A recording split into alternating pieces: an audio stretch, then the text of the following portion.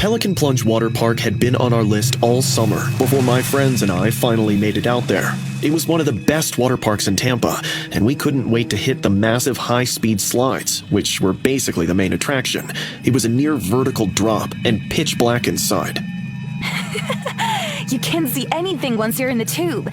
It feels like you're literally falling. Giggled Sarah, my friend Matthew's girlfriend. So you've been here before? I asked her. A few times. She answered, stepping up in the almost empty line. The park wasn't crowded that day. We were pumped. Sarah went first. She was always the brave one, never scared of anything. She climbed to the top and waved down at us before she zipped into the slide. We waited at the bottom, watching the exit and waiting for her to come shooting out. 10 seconds went by, then 20, and 30. She should have been out already. The slide only takes 15 seconds max.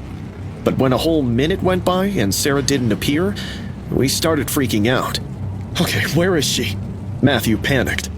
The lifeguard at the bottom radioed up to the top and asked if she'd actually gone down. They confirmed she'd entered the slide, but she never came out. The lifeguard looked confused. Maybe she got stuck, I suggested.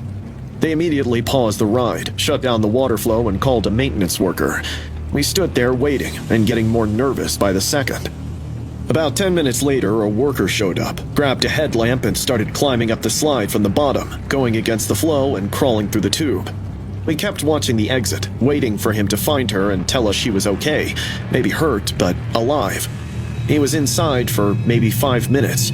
When he came down, his face was pale, and he looked shaken. The slide is clear. There's nobody in there. That didn't make sense. We watched her go in. She never came out. So where was she? They checked the cameras and looked at the footage. Sure enough, she went down the slide at the top, but since there was no camera at the exit, no one could actually be sure if she ever came out. The staff searched everywhere, but Sarah had simply vanished. After an hour, they decided to restart the ride and let someone else go through, see if maybe there was a hidden exit or something they were missing. One of the staff members volunteered. He was a young guy who seemed nervous but went anyway and climbed to the top. We watched from below. He entered the slide. We counted. Exactly 15 seconds later, he came shrieking. He hit the pool and immediately scrambled out, gasping and shaking. What happened? I hit something halfway down. Something soft, like flesh. We all froze. They shut down the slide again. This time, they sent 3 workers up with flashlights and searched every inch of the tube. When they got back about 30 minutes later, it was totally empty. No one was in the slide at all. But the guy who went down stood his ground. He definitely hit something and felt the softness of a human body. They called in more workers and searched every inch of the park until dusk fell. They finally found Sarah at the bottom of the pool, still as a corpse.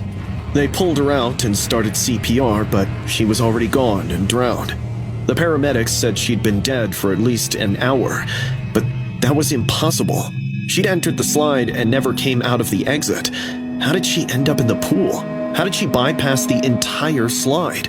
Nobody could explain it. Matthew was devastated. Sarah's mom couldn't stop crying. We spent the whole night together, talking about all the possibilities.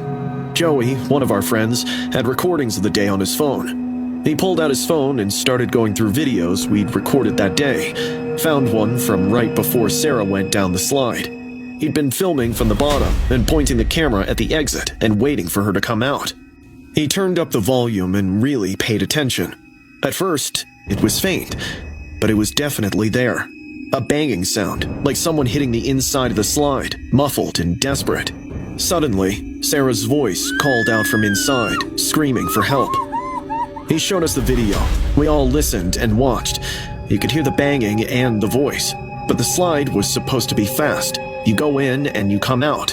There's no time to bang on the walls or scream, unless you get stuck or something stops you. But the workers checked and said the slide was clear. So what stopped her? What kept her in there long enough to bang on the walls and long enough to scream? And how did she end up at the bottom of the pool that wasn't even connected to the slide?